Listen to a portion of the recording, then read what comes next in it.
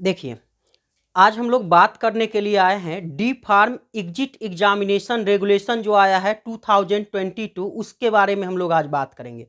बहुत सारे बच्चे अभी भी कंफ्यूज है ना, चाहे वो डी फार्म वाले हो, इवन हम लोग कह सकते हैं बी फार्म वाले भी कंफ्यूज है कि सर ये एग्जामिनेशन हमारे लिए भी है क्या। नहीं, तो नहीं, ये बी फार्म वाले के लिए अभी ये नहीं आया है, पहली बात।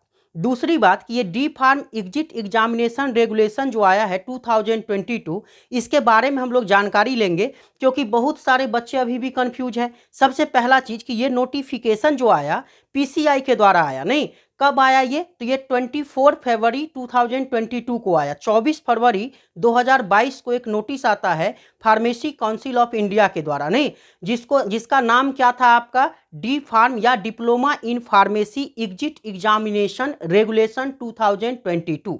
अब ये चीज लागू जो किया गया है ना, इसका शॉर्ट टाइटल क्या था, तो इसका शॉर्ट टाइटल सिंपल हमने आपको कहा कि diploma in pharmacy exit examination regulation 2022 के नाम से इसको नोटिफिकेशन जारी किया गया। दूसरा चीज कि इसके बारे में ये क्लियर नहीं हो पाया था कि ये लागू कब से होगा, है ना, इसीलिए बच्चे लोग भी कंफ्यूज हो गए जो डी फार्म कर रहे हैं या जो अभी पास आउट जस्ट हुए हैं, क्योंकि ये किसके लिए होगा, जो अभी पास आउट हो गए हैं, अभी तक फार्मेसी काउंसिल ऑफ इंडिया में, जो state pharmacy council of India है उसमें रजिस्ट्रेशन नहीं करवाए हैं, और उनको अगर अभी रजिस्ट्रेशन करवाना है तो क्या उनके लिए भी ये लागू होगा कि एग्जिट एग्जाम जब वो देंगे तब जाकर के state pharmacy council of India में रजिस्ट्रेशन करवाएंगे। तो ये सब जो बात है ये क्लियर उसमें नहीं था कि किसके लिए लागू होगा, किसके लिए लागू नहीं होगा, जिस कारण से बहुत सारा कंफ्यूजन क्रिएट हुआ, नहीं, बहुत सारा जानकारी क्या था आपका हिडन हो गया। जैसे स्टेट फार्मेसी काउंसिल जो था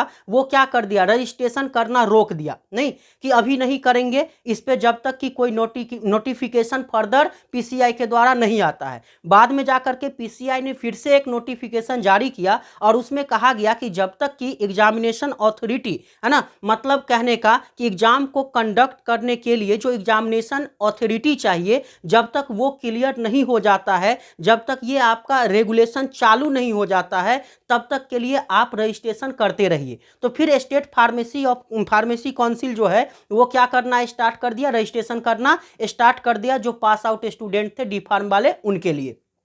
दूसरा चीज, अब इसका मेन ऑब्जेक्टिव क्या था, अगर हम बात करें कि ये डी फार्मेसी या diploma in pharmacy exit exam regulation 2022 जो आया, तो इसका मेन ऑब्जेक्टिव क्या था, तो मेन ऑब्जेक्टिव इसका ये था कि जो बच्चे diploma in pharmacy course complete कर लेंगे, पास आउट हो जाएंगे, उनको स्टेट फार्मेसी काउंसिल, है ना, उसमें रजिस्ट्रेशन करवाने के लिए उनको एक एग्जाम अलग से देना होगा, है ना, जिसका नाम दे दिया गया डी फार्मा या diploma in pharmacy exit examination regulation 2022, है ना।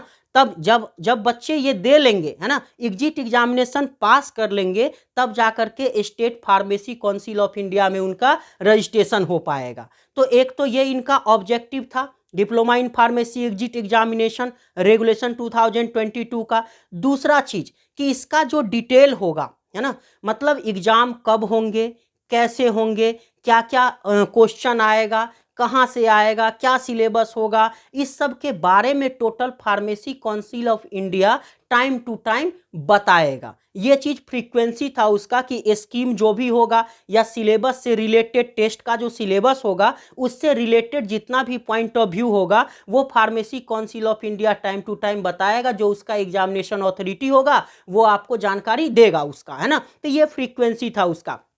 अब देखिए, कैंडिडेट को अपीयर जो होना है एग्जामिनेशन में, वो 2 बार एग्जिट एग्जाम में बैठ सकते हैं ना। Candidate may appear for the exit examination twice every year, मतलब जो कैंडिडेट डिप्लोमा इन फार्मेसी पास कर लेंगे वो प्रत्येक साल 2 बार एग्जाम होगा इसका एग्जिट एग्जामिनेशन, और उसमें वो बैठ सकते हैं। तो ये चीज था, मतलब बिना एग्जिट एग्जाम दिए, बिना एग्जिट एग्जाम पास किए आप स्टेट फार्मेसी काउंसिल में अपना रजिस्ट्रेशन एज ए फार्मासिस्ट नहीं करवा सकते हैं। उसके लिए आपके पास प्रूफ होना चाहिए कि आपने एग्जिट एग्जामिनेशन पास कर रखा है ना। अब इसका प्रोसीजर क्या होगा, कैंडिडेट जो एग्जाम देगा, है ना, तो एग्जाम कंडक्टिंग का प्रोसीजर क्या होगा, किस बेसिस पे एग्जाम देगा। तो सबसे पहला चीज था कि पीसीआई के द्वारा एक आपका अथॉरिटी तैयार किया जाएगा, जो प्रिस्क्राइबिंग अथॉरिटी होगा, जो एग्जामिनेशन को कंडक्ट करवाएगा। नहीं तो वो पीसीआई तैयार करेगी कि एग्जामिनेशन अथॉरिटी किसी को बनाएगी जो एग्जाम इसका एग्जिट एग्जाम को कंडक्ट करवाएगा। दूसरा चीज कि इसमें 3 पेपर होंगे, है ना, और तीनों पेपर में 50% पासिंग मार्क्स चाहिए बच्चे को, तब जाकर के वो एग्जिट एग्जाम पास कर पाएंगे। मतलब पासिंग मार्क कितना चाहिए, 50% चाहिए प्रत्येक पेपर में। अब ये जो पेपर तैयार होंगे, प्रत्येक पेपर 3 घंटे के होंगे। प्रत्येक पेपर कितने घंटे के होंगे, 3 घंटे के होंगे। मतलब 3 3 6 3 9, टोटल आपका 9 घंटे का एग्जाम होगा। अलग अलग शिफ्ट में लिया जाएगा, हो सकता अलग अलग डेट में लिया जाए उस चीज़ को, लेकिन आपका प्रत्येक पेपर जो होगा वो 3 घंटे का होगा। और दूसरा चीज़, आपका एग्जाम जो होगा, वो जो क्वेश्चन जो होगा वो मल्टीपल चॉइस क्वेश्चन होगा, है ना, मल्टीपल चॉइस क्वेश्चन होगा, 3 घंटे का क्वेश्चन होगा, है ना, और आपका 3 पेपर होगा क्वेश्चन, ठीक है। और तीनों पेपर में 50% मार्क्स चाहिए होगा पास करने के लिए। दूसरा चीज, ऐसा भी नहीं हो सकता है कि एक साल में अगर 2 बार एग्जाम हो रहा है तो एक पेपर आप इस बार फर्स्ट एग्जाम में कंप्लीट कर लो और फिर सेकंड एग्जाम होगा तो एक पेपर कंप्लीट कर लो, ऐसा नहीं होने वाला है। मतलब एक बार में आपको तीनों पेपर कंप्लीट करना होगा, नहीं तो फिर अगले एग्जाम में आप जो 6 मंथ बाद जो एग्जाम होगा उसमें बैठ के आपको तीनों पेपर कंप्लीट करना होगा, तब जाकर के आपका state pharmacy council of India में आपका रजिस्ट्रेशन एज ए फार्मासिस्ट हो पाएगा। दूसरा चीज, इसके लिए कुछ सब्जेक्ट आपका चूज किया गया।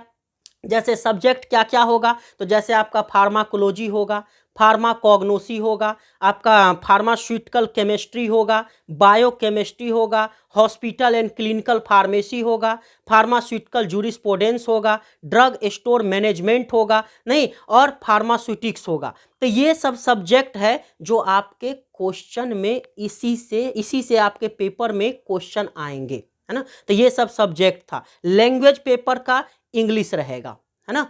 एग्जाम कितने घंटे का, 3 घंटे का होगा। 50% प्रत्येक पेपर में आपको पास होने के लिए चाहिए। अब यहाँ से एक पॉइंट और उठता है कि मान लीजिए कि ये तो लागू कर दिया गया, है ना, कुछ बच्चे के लिए ये फायदा है, जो पढ़ने वाले बच्चे हैं, जो पढ़ाई करते हैं, उनके लिए प्रॉब्लम नहीं है। लेकिन जो बच्चे पढ़ाई नहीं करते हैं उनके लिए ये प्रॉब्लम है, क्योंकि वो पास कैसे करेंगे, नहीं तो इसका ऑब्जेक्शन भी होगा, करेंगे लोग। क्यों, जो नहीं पढ़ने वाले होंगे उनके लिए ये चीज़ क्या हो गया, टफ हो गया। लेकिन जो पढ़ने वाले हैं उनके लिए ये क्या है, बेटर है एग्जाम, नहीं। तो ये मेरा ओपिनियन है ना, कि एग्जाम जो पढ़ने वाले बच्चे होंगे उनके लिए अच्छा ही होगा, कोई दिक्कत नहीं होगा। वो प्रिपरेशन करेंगे, बेसिक नॉलेज रखेंगे, पास कर जाएंगे, नहीं, मल्टीपल चॉइस क्वेश्चन होगा। लेकिन जो बच्चे पढ़ने वाले नहीं होंगे उनके लिए थोड़ा सा दिक्कत होगा, है ना। तो ये जानकारी है diploma in pharmacy exit examination के लिए। बहुत सारे बच्चे अभी भी कंफ्यूज रहते हैं कि ये क्या होगा, नहीं होगा। और जैसे जैसे होगा, टाइम टू टाइम नोटिफिकेशन के थ्रू आप ऑफिशियल वेबसाइट जो है पीसीआई का, उस पर देखते रहिए, टाइम टू टाइम नोटिफिकेशन आएगा कि क्या होगा